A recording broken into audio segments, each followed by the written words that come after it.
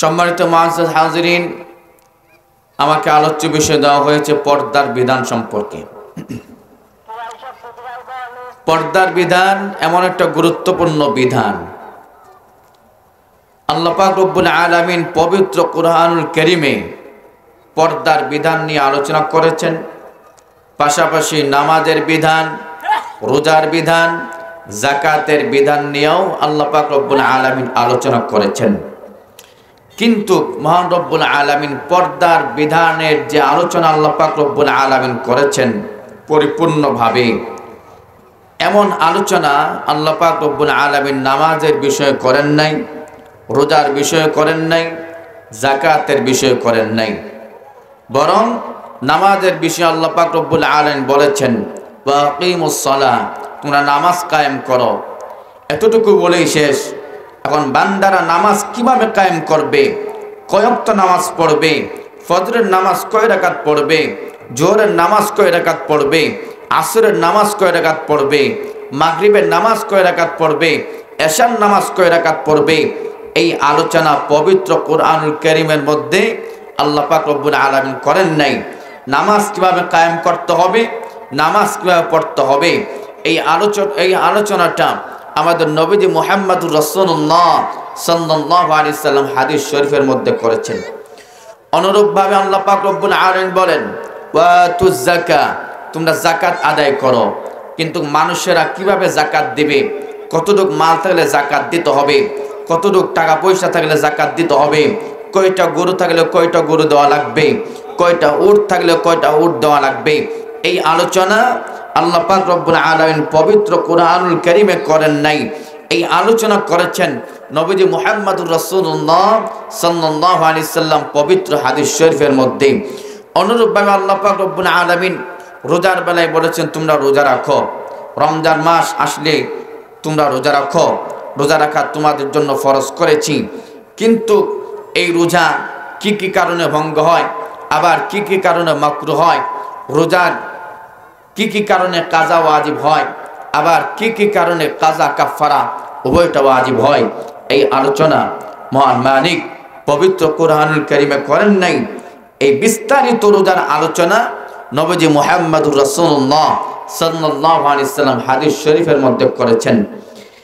আর একটা মাত্র পর্দার বিধান, এই পর্দার বিধানের আংশিক আলোচনা আল্লাহ পাক রব্বুল আলামিন করেন নাই।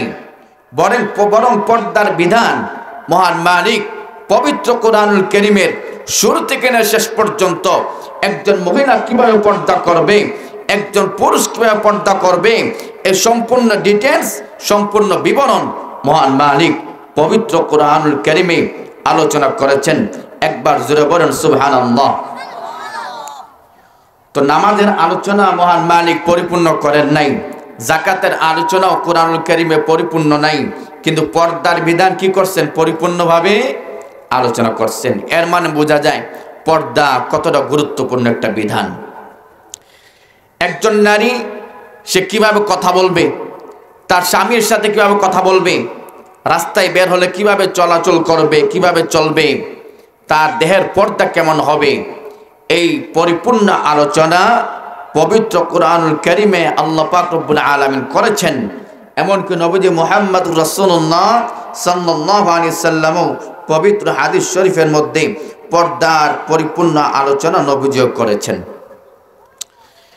এই পর্দার বিধান নিয়ে আমাদের সমাজে তিন ধরনের ধারণা আছে। বলেন কয় ধরনের ধারণা? আরো যেরকম কয় ধরনের? তিন ধরনের ধারণা। নাম্বার ওয়ান, এক নম্বর ধারণা হলো আমাদের সমাজের কিছু পুরুষদের ধারণা। আমাদের সমাজের কিছু পুরুষেরা ধারণা করে যে পর্দা শুধু নারীদেরকে করতে হবে, আমাদের পর্দার দরকার নাই। এই ধারণা সম্পূর্ণ ভুল।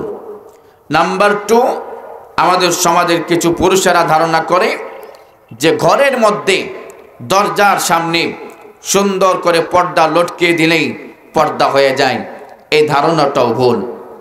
নাম্বার থ্রি, আমাদের কিছু নারীবাদী, আমাদের সমাজের কিছু নারীবাদীদের তাদের ধারণা হলো যে পর্দা, ইসলাম নারীদের উপরে পর্দার বিধান চাপিয়ে দিয়ে নারীদেরকে চার দেয়ালের ঘরে আবদ্ধ করে ফেলেছে। নারীদের উপরে পর্দার বিধান চাপিয়ে নারীদের সফলতার পথকে আঁকড়ে ধরেছে। নারীদের উপর পর্দার বিধান চাপিয়ে ইসলাম নারীদের প্রগতিকে আটকে দিয়েছে। আমরা বলি না না, ইসলাম নারীদের উপরে পর্দার বিধান দিয়েছে নারীদের সফলতার পথ আটকে দেওয়ার জন্য নয়, বরং আল্লাহ পাক রব্বুল আলামিন নারীদেরকে পর্দার বিধান দিয়েছেন নারীরা যেন সফলভাবে তাদের গন্তব্যস্থলে পৌঁছতে পারে। কথা বলেন ঠিক কিনা? আমাদের সমাজে এমন কিছু নারী আছে যারা পশ্চিমা বিশ্বের পচা বুদ্ধিজীবীদের পচা বুদ্ধি আমদানি করে তারা তাদের মাথাকে ধুলাই করছে।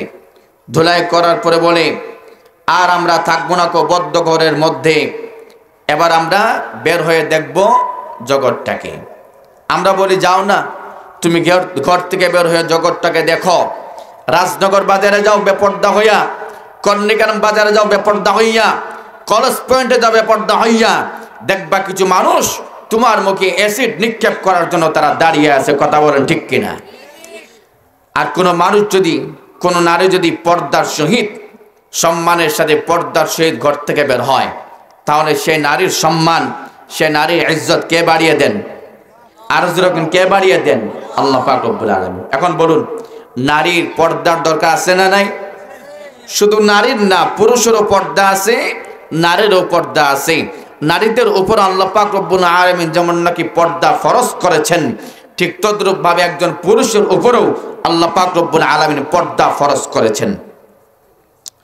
এখন আসুন এই পর্দার আলোচনা, সময় সংক্ষেপ, মাগরিব আসর থেকে নিয়ে মাগরিব পর্যন্ত সময় সংক্ষেপ থাকে, সংক্ষিপ্ত আকারে আলোচনা করবো ইনশাল্লাহ। পয়েন্ট ধরে ধরে আলোচনা করব। পয়েন্ট ভিত্তিক আলোচনা করলে আপনাদের আলোচনা বুঝতে সহজ হবে ইনশাআল্লাহ। আমরা এই পর্দার বিধানের আলোচনার ব্যাপারে এক নম্বর যে পয়েন্ট নিয়ে আলোচনা করব সেটা হলো আমাদের সমাজে কিছু পুরুষদের ধারণা যে শুধুমাত্র নারীরাই পর্দা করবে, পুরুষদের পর্দার প্রয়োজন নেই। কি বলেন, এ কথা কি ঠিক নাকি? ঠিক না। যেমন নারীদের পর্দা আছে, পুরুষেরও কি আছে? যেরকম নারীদের যেমন পর্দা আছে, পুরুষেরও কি আছে? পর্দা আছে।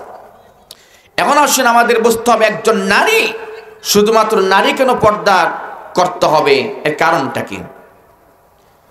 নারী কেন পর্দা করবে, এর কারণটা কি? এর এক নম্বর কারণ হলো যে নারী কেন পর্দা করবে, আল্লাহ পাক রব্বুল আলামিন নারীকে সৃষ্টি করেছেন পর্দার ভিতর থেকে। নারীকে যেহেতু আল্লাহ পাক রব্বুল আলামিন সৃষ্টি করেছেন পর্দার ভিতর থেকে, এই জন্য নারীকে পর্দা মেনে চলতে হবে। সেটা কেমন করে? আপনারা বলুন, এই পৃথিবীর প্রথম পুরুষের নাম কি? হযরত আদম আলাইহিস সালাম। এবং পৃথিবীর প্রথম নারীর নাম কি? হযরত হাওয়া আলাইহিস সালাম। আদম আলাইহিস সালামকে আল্লাহ পাক রব্বুল আলামিন বানিয়েছেন মাটি থেকে, আর মা হাওয়া আলাইহিস সালামকে আল্লাহ পাক রব্বুল আলামিন বানিয়েছেন আদম আলাইহিস সালামের বাম পাজরের বাঁকা হাড় থেকে। কোন হাড় থেকে? সুজাহান না বাঁকা হাড়? যেরকম সুজাহান না বাঁকা হাড়। কেন?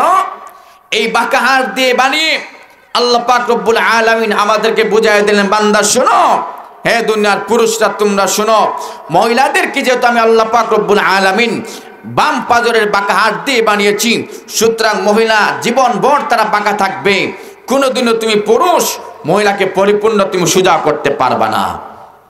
সুতরাং মহিলা কি, যেহেতু তাদেরকে আল্লাহ পাক রব্বুল আলামিন বাঁকা হাড় দিয়ে বানিয়েছেন, এই জন্য তারা কি সারা জীবন একটু না একটু বাঁকা থাকবে। পরিপূর্ণ সোজা করা সম্ভব কোনো পুরুষের পক্ষে হবে না। এখন বলেন, আদমকে আল্লাহ পাক রব্বুল আলামিন বানালেন মাটি দ্বারা, সেই রব্বুল আলামিন মা হাওয়া আলাইহিস সালামকে মাটি দ্বারা বানাতে পারতেন কিনা? এই ক্ষমতা আল্লাহর আছে কিনা? আছে। কিন্তু না, আল্লাহ পাক রব্বুল আলামিন আদমকে বানালেন মাটি দ্বারা, আর হাওয়াকে বানালেন বাম পাজরের বাঁকা হাড় দ্বারা। এর কারণ কি? উলামা ইকরাম লিখেন, হে দুনিয়ার মানুষ তোমরা শোনো,